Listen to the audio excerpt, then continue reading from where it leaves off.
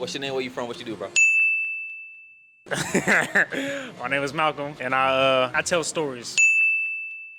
Hey, That's what I look, he's a do. storyteller, bro. This man is God sent storyteller. I can tell from the way that he even looks at the camera, bro. Bless. What's going on, you guys? This is Stories and Eats. It's a little different background. We're here outside of Ike's. You know what I'm saying? It's humid, as I don't know what outside, but it feels good in a sense because we got good energy around us. So this is the Road to 10 segment for Ice Cafe and Grill. I'm excited to be here. We're gathering everybody that's a significant piece to this process and to this family. I want to get everybody. I want to talk to everybody. I want to feed off their energy and kind of have a conversation. So I've been hearing about this dude named Kola from the owner like for the past like 2 weeks now. Like who is this dude? You know what I'm saying? Who is this dude? So I'm like, I gotta meet this dude. So I just met this man today. I met him today, and the first conversation we hit it off. And guys, meet Kola, man. Who is Kola? And say what's up to the people. I love it. All right, one time for the one time. You got Kola in the building. That's King Kola with A Kola Production. Okay. I'm a blessed man with a camera. It's my title on everything. If you know me, you understand. If you don't know me, get to understand. But yeah, bro. So I'm here. I'm down to tell this story. It's a long story. I ain't gonna hold you, but I'm trying to keep. We got time. Do we really? Yeah, we got time. We got time. I'm gonna try to keep it short as possible, y'all, because I really do. I feel like I get to tell my story way better, especially the story with Ike's, right, when I get this one-on-one. So if y'all ever do want to tap in after this, find me and we can sit down and we chop it up. All right. Me, bro. Some like when I meet somebody, right, I always want to like feed off the energy, and I want to know where they come from, and so we can come to our middle ground, right, as people, right? Yeah. So where do you come from, and what is your story? Like, how did you even, what is your story? What is Kola's story? Woo. What is my story? I feel like I have so many angles I could use to approach this, but I'm gonna start off real simple. Okay. So where I'm from Bronx, New York. I have a background of Nigerian and Jamaican upbringing. Right. When I was in New York, I grew up on my Jamaican side, and then ever since then, since I've been down here, actually I was on my Jamaican side down here too. Okay. But once I got to a little bit after high school, it was all my African, my family, my roots, and everything from then on forward. And so my story has been bridging that gap, right, connecting the pieces together to let both nationalities coexist at the same time. And that's the introduction to my story, is what I'm gonna say. That's tight. So the way that you asked that question, I want to make sure I answer it per segment. Right. Feel like that.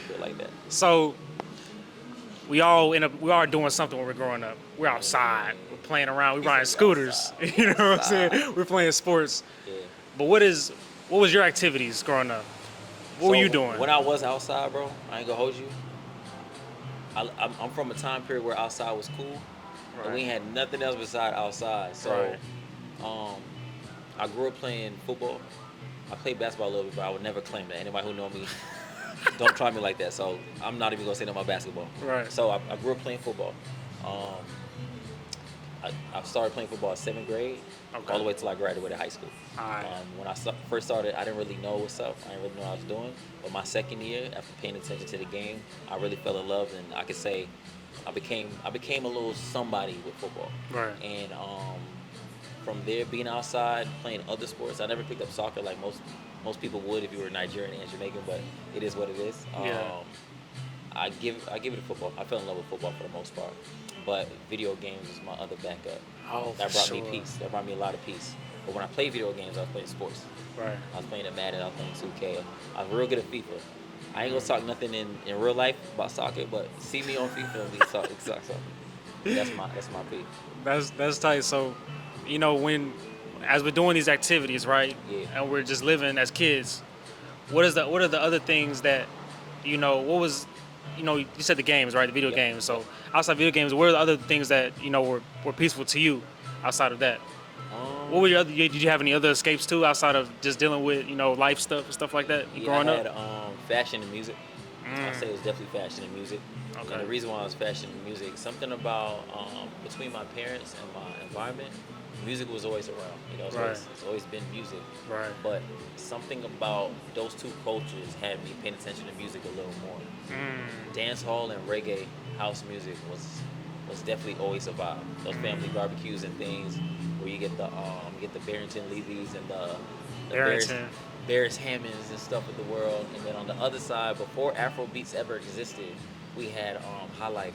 So you got Sunny Ade, you had dang, there's some Clinton. There's so many people I could name, but I'm not even gonna try to choose some or not. But those two genres of music, growing up around that, had me infused with music. And Right. fashion is just a thing. I'm from New York, and Oh, fashion yeah. was always around me, bro. I just love it. I love fashion. That's funny because even though my mom, she's from the Bahamas, right? I have a lot of family in the Bronx that I've never met. Word? Yeah, From Bronx too? yeah, Oh, that's crazy. yeah, from That's the Bronx crazy. specifically It'd be that I like know. that. That's Yeah, that's the crazy. crazy part about That's it. crazy. But like music and fashion, that's like growing up, that was my thing too, like for sure. Because I used to be so mad when my dad would go out at night, right? I would be so mad, so mad. And it's like, I would watch him put together outfits and stuff like that. He would lay everything on the bed, boom, boom, boom, iron it, put an ironing board I out. was laying on the bed for me.